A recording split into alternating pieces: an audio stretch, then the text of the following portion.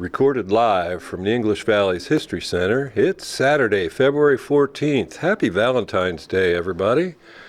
Here's Jackie. Hi, my name is Jackie Garinger McDermott. This diary was written by Libby Wade. She was my dad's great aunt, and her full name was Mary Elizabeth Claypool Wade. She is 75 years old in September of 1950. And here's a picture of Lib with her brother Henry Claypool a few years earlier.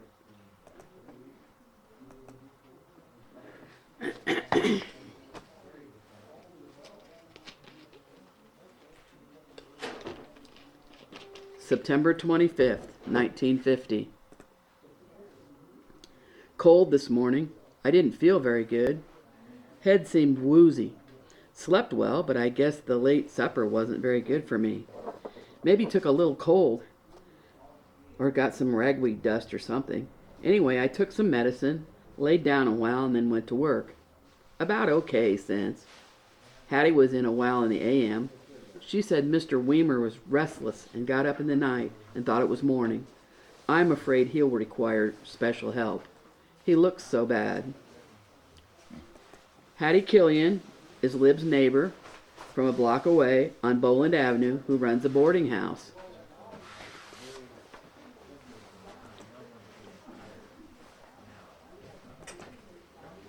Ernie Weimer is an elderly man from the country who has come to town to stay at Hattie's. He is the father of Maggie Wade, and he is shown here in this four-generation picture with Ernie Weimer, her father, her son Francis or Pete Wade, and her granddaughter Karen Wade. Maud was here this p.m. They took a ride, too, yesterday. Grace Baird and Rose King went along. They went south and hit several towns. A nice trip. Maud Claypool looked like this when I knew her in the 1960s, 1970s, and 1980s, but she was only 53 years old in 1950.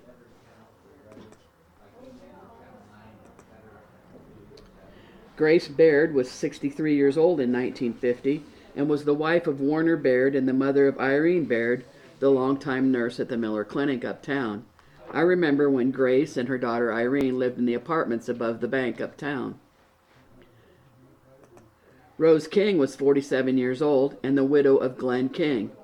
Her three boys were Robert King and twins Larry and Gary King. Rose King was a teacher at private schools and taught piano and accordion and was an organist at church. She remarried later in life to Royer Shorty Harris. I believe she was the piano teacher for my classmate Helen Kirkpatrick and lived on East Clark Street. Mrs. Bolts was here a while, and so was Ethel. Mrs. Bolts is an 89-year-old neighbor who often stops by to see Lib. Ethel McCarter, aged 32, was the wife of Max McCarter, who worked for Lib's oldest son, Wayner Perky Wade, as a truck driver and laborer. Ethel often does odd jobs for Lib.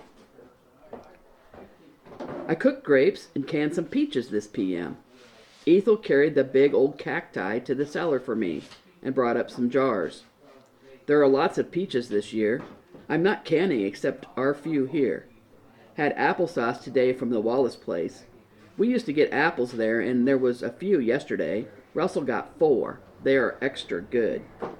The Wallace place will be the residence of her daughter-in-law Lena's mother, Stella Wallace, who is also one of Lib's neighbors who visits often. I noted that Lib made applesauce out of 4 apples. Although she is cutting back from her busy schedule of canning fruits and vegetables, she tries to make use of everything she can. She might have sent the cacti to the basement, since she is expecting to purchase a new cook stove soon. Russell's son Lib is shown in this picture in front of their house on East Oak Street with his older brothers, Wayne and Warren Wade. Total eclipse of the moon tonight. The Korean capital was taken today by UN forces. I sent for the vegetable section of the cookbook. September 26, 1950. Still quite cold. The sun shone nice early part of the day. Partly cloudy now at 11:30 a.m. I canned 2 pints of tomatoes and washed my Mexican tablecloth. Mildred wants to borrow both of them for the Farm Bureau meeting tomorrow. Mildred Reese is Russell's girlfriend, and this picture is of her in later years after Russell was deceased. Flossie was in a while. She had styles of dresses to show, is thinking of trying to take orders. They are very nice and quite reasonably priced, I think. Flossie Claypool West is the granddaughter of Lib's cousin Wallace Claypool. People sometimes sold merchandise door to door that was received in the mail to friends and neighbors. This was one way for Flossie to pick up extra money to help raise her daughter Barbara. Jenny stopped a while, was going to town. She said Walters are going to put in a new floor in their little kitchen. Found they had practically no floor there. Jenny is the wife of Lib's oldest son, Wayner Perky Wade. She is the mother in this picture. And Walter, or Bud Wade, is Jenny's older son who lives around the corner from Lib with his wife Frida and 2 young children. Bud Wade is behind his dad in this picture.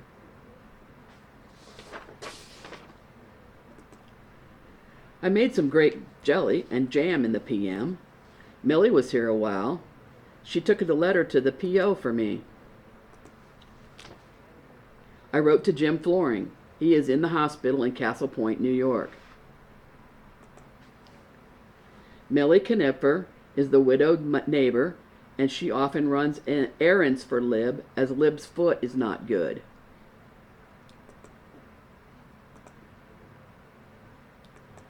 Jim Floring was the grandson of Mr. and Mrs. Ernie Weimer and the nephew of Maggie Wade, and was raised in Hinkletown, east of North English. His parents, Lee and Blanche Weimer Floring, both died of tuberculosis when they were young, 34 and 44 years old, respectively. Jim Floring served in World War II in Europe, and then was told to get his affairs in order because he had tuberculosis too. He was in the VA hospital at Castle Point, New York in 1950, where Lib was writing to him. Jim Floring recovered and was married in 1952 and moved to California, where he worked on microwave ovens and spy satellites. Jim consulted with Dave Jackson on the Hinkletown book. One of the places Jim and his brother and sister lived while growing up was with his aunt and uncle, the Felix Florings, who were the grandparents of my listeners, Alice Floring Stramer and her sisters, and also the grandparents of Joyce Klemick. And Dave Jackson said that in 2008, there was a Hinkletown reunion, and Jim Floring came back for that, and he also sent him a bottle of wine from California called Hickory Ridge, the same as out at Hinkletown. Russell brought home some new silverware, a set for 6, very nice. Lena was here a while. She went to lodge. Warren is not well, has a bad cold or flu, is doctoring for it. Warren, or Mike Wade, is Lib's middle son, and Lena is his wife. Lena is going to a meeting of the Rebecca Lodge on the 2nd floor of the Locker building west of Lib's house.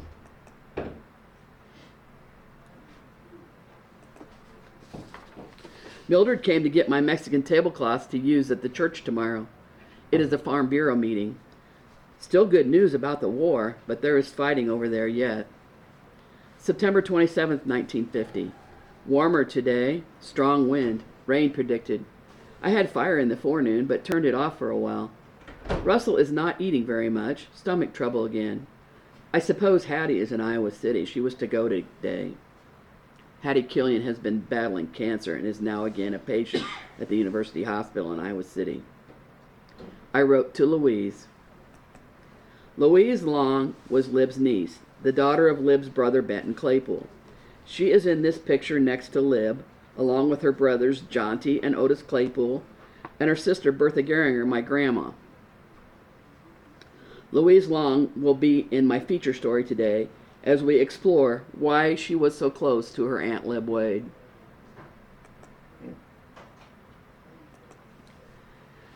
My foot hurts today. In the PM, Mary Ann came, and then Stella. Both were here for quite a little while. Then Mary went with Trace McDonald to town. Stella got the old starter recipe from my recipe book. We used to use it several years ago. Mary Newhouse is a neighbor. Stella Wallace was looking for a starter recipe for some bread dough. Teresia or Therese MacDonald was the housekeeper for the Catholic priest Father Dugan, who lives on Boland Avenue in the rectory across from Hattie Killian's house. Mildred returned my tablecloth. She said they had been studying Mexico in their club and used Mexican designs in their program today. She brought us some Mexican drink that was milk and cocoa and something added. It was pretty good, and some cookies. The study group led by Mrs. Warner met tonight. Russell went. Pearl Warner, the mother of Russell's boss, Bruce Warner, was leading a study group for the Methodist Church that Russell attended. She is shown here with her sons, Norman on the left and Bruce on the right.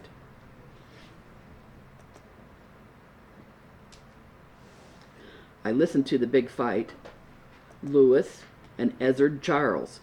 Lewis lost the national championship. It had 15 rounds. The Joe Lewis and Ezzard Charles fight was on the radio, and you can now watch it on YouTube if you would like.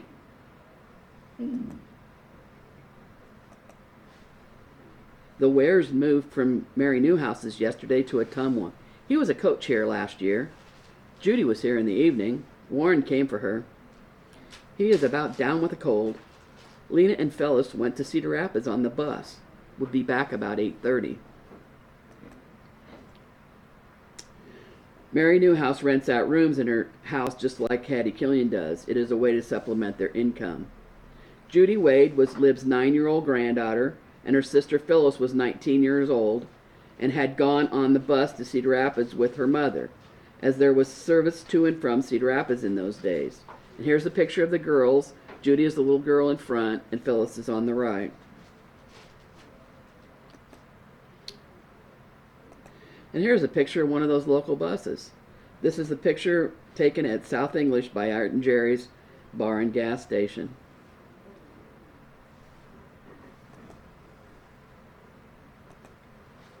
September 28th, 1950. Cloudy, rained a little this morning. I did up the work and had dinner ready. Russell came home, but only for a minute. He and David Evans went to Williamsburg about a stove. The one he wants sold, so he came back and will wait until he can get what he wants. May not be long. David Evans was later a lawyer in town, but he is helping his mother at their hardware store uptown in 1950. He is shown here in this picture with his brother John Evans, who was killed in World War II, and his parents. David is on the right.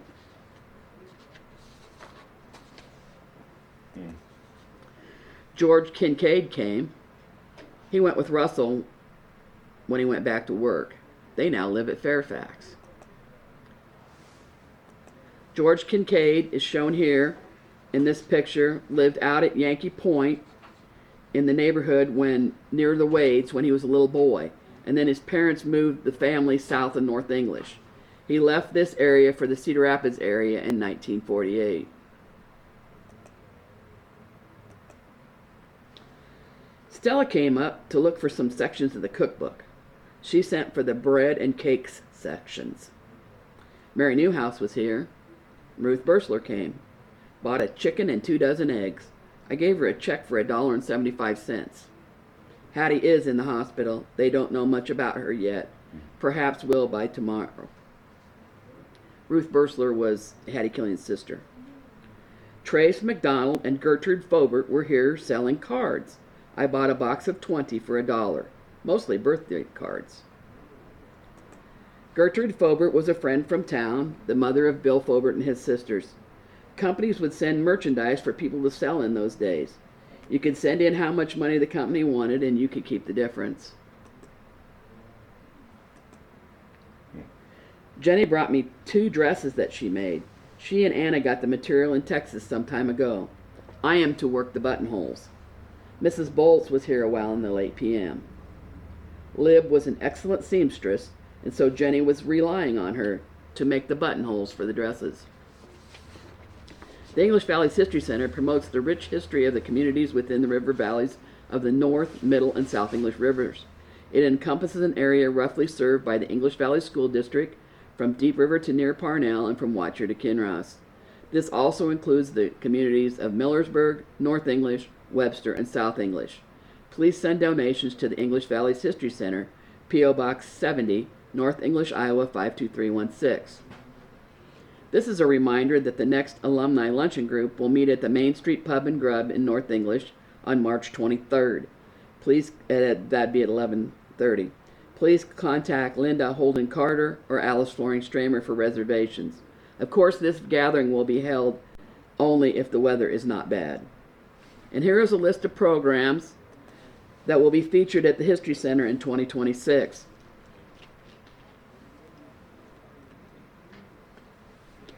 For more information, you could join the English Valleys History Center Facebook page or do a pause on this screen if you're watching on YouTube.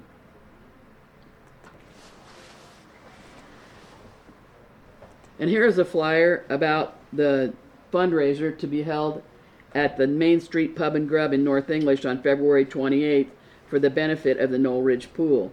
If you would like to donate to this cause, please send checks to Knoll Ridge, P.O. Box 114, North English, Iowa 52316. Correspondence. Mark Claypool said, "Jackie, it was a pleasure being with you all this morning.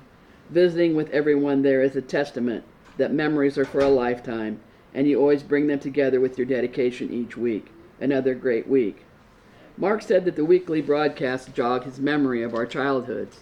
For example, last Saturday, he remembered going with Sherry Lockridge and Susan Lockridge on their paper route, and when they were done, Sherry had a dime for ice cream sandwiches at the Fair Store grocery store. I also heard from my classmate Diane Bonneter Cassens from Maricopa, Arizona and Lanark, Illinois. She said, "Thanks for the story on Hazel and Joni Lockridge. I remember them as wonderful neighbors of my grandparents Clara and Bill Bonneter." Helen Schwietert asked me about Roy Bonneter in the military picture with Joni. As far as I know, he was a cousin of my grandpa Bill and was from Keswick. And speaking of Helen Kirkpatrick Schwietert, she texted me from Lake Placid, Florida, wondering what was in those cold shots that Libby was getting. Helen is a nurse, so she would probably wonder that. We looked up that it was probably penicillin, as rhinovirus, which causes colds, was not discovered until 1956. But penicillin would help with some of the symptoms were a person to get sick. Chris Carter from New Jersey contacted me for some clarification about something in one of my programs. Chris is the grandson of Wallace or Dutch Carter and his wife Catherine or Kit Carter, whose parents were Peter and Mr. and Mrs. Peter Hardy. Chris Carter is now listening to my December programs. That is one advantage of them all being in one spot on YouTube. Listeners can tune in at any time. I asked him to keep listening because someday I will talk more about the Carters and the Claypools. I was looking for more information about where my grandma Bertha Claypool Geringer's sister Louise Claypool Long lived in 1950 because Lib wrote her Louise a letter in the diaries this week. Louise and John Long lived in Benton County then, but they moved around a lot in Iowa, Washington, and Keokuk County, and finally to Cedar Rapids. Here is that picture of Lib on the left, and then her niece Louise is beside her, and then her nephews Jonty and Otis, and her niece Bertha, who were the children of her brother Benton Claypool. Louise was close to her Aunt Lib, as was my grandmother Bertha Geringer, and also their cousin Beth Mall Holmes, because their own parents, who were Lib's older siblings, were already deceased. As a matter of fact, my dad, John Francis Geringer, did not remember his Claypool grandparents, as they passed away about the same time he was born. And here is the family group picture of Lib's family. Lib is the young girl in the center. Her sister-in-law, Rosa Carter Claypool, is holding Otis. And Rosa's husband, Arthur Benton, or Benton Claypool, is behind her. And their older son, Jonathan or Jonty Claypool, named after his grandfather Jonathan Claypool, is in front on the right side of Lib. Benton and Rosie's two girls, Louise and Bertha, were not yet born in this picture from the late 1890s. Grandma Bertha Geringer, sister, was Louise Long, and her husband was John Long, and they're shown in this picture. Their children were Gerald, Marion, Ivan, Anna, John Wendell, Charlotte, Richard, and Delmer. Today, Delmer and my Uncle Chuck Geringer are the only living grandchildren of Benton and Rosa Claypool. John Long had been married before to Nellie Wagaman, and she died in 1917 from influenza at the age of 21, leaving a daughter, Gail, who was raised by her grandparents and by her aunt and uncle. John's mother, Mary Adeline Blair Long, was the daughter of Rachel Tennessee Blair, and Mary Adeline passed away in 1918 at the age of 44. You might remember we did an earlier story on Tennessee Blair. This is Rachel Tennessee Blair in this picture here.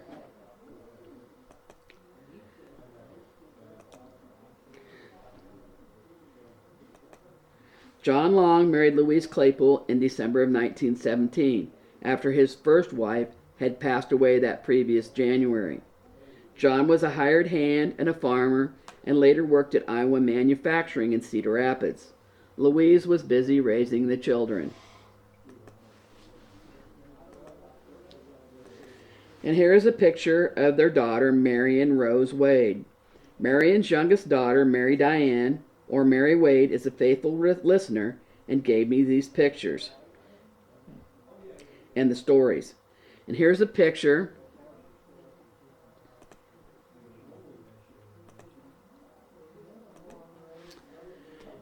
of Marion's husband, Francis or Pete Wade, on the left, with his brothers Max Wade and their parents, Harris and Maggie Wade, and holding one of the oldest granddaughter, Karen. Marion Wade remembered that her birth family moved frequently, and there were more rough times ahead. Gerald Long was born first, and then Marion, and then Ivan. Marion remembered that Gerald frequently laid cold cloths on his head because he had such headaches. And here is some of Marion's writing. I remember the downstairs bedroom that held the baby crib. Inside the crib was a beautiful baby girl with black curly hair. My sister Anna Louise was born on September 24th, 1924. Ivan got sick with infantile paralysis or polio while living here. Mom's Aunt Lib came to stay with us. Besides the new baby taking lots of time, Ivan had to have rub-downs, olive oil baths, and had to make several trips to Iowa City for tests. During this time, the family was quarantined. I had to stay home from school. Ivan was fitted with a special shoe because of the effects of the polio on his leg. After Gerald's illness was diagnosed as a brain tumor, it was decided he should have an operation. Gerald did not come out of the coma following the operation and died at the age of 8 in 1926. A few, survived this operation. Dad had a cousin operated about the same time and lived for another 30 years. Not until much later did I understand how difficult Gerald's death was for Mom. She kept a diary while Gerald was in the hospital, and she wrote how she wondered if God was punishing her because Gerald had been conceived prior to marrying Dad. My brother John Wendell Long was born September 9th, 1929. Our Aunt Lib came to stay with us. It seems like I spent a lot of time sitting on a chair. And maybe Anna did too. We both thought that Ivan should have to sit, but he had Aunt Lib in his corner. She would tell Anna and I, well, boys will be boys. Bah humbug, Anna and I didn't believe that old saying.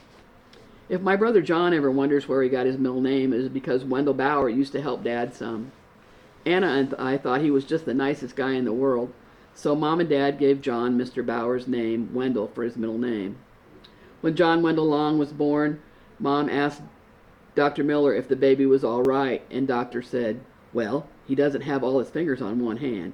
Of course, she got the response he wanted. Mom jumped up and she wanted to see for herself. Of course, the baby didn't have all his fingers on one hand. He had them on two hands.